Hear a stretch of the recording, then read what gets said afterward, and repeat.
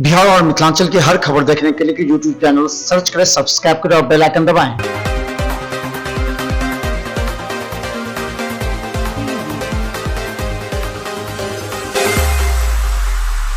नमस्कार, बिहार मिथिला न्यूज में आपका स्वागत है। मैं हूं मनोज और बता दें, झंडोत्तोलन के मौके पर आज तेज बारिश दरभंगा में सभी में निराशा का भाव भर गया था। लेकिन स्वतंत्रता दिवस का जोश और उमंग इतना था कि इस बारिश से भी बढ़ चढ़कर लोग हिस्सा लेने पहुंचे अपने अपने कार्यस्थल पर।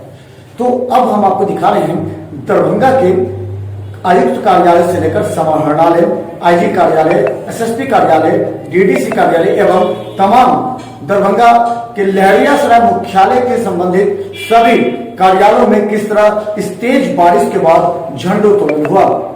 झंडोत्तोलन के बाद सभी ने एक दूसरे को शुभकामनाएं दी और कहा इस बारिश में भी स्वतंत्रता दिवस का जोश कम नहीं दिखा।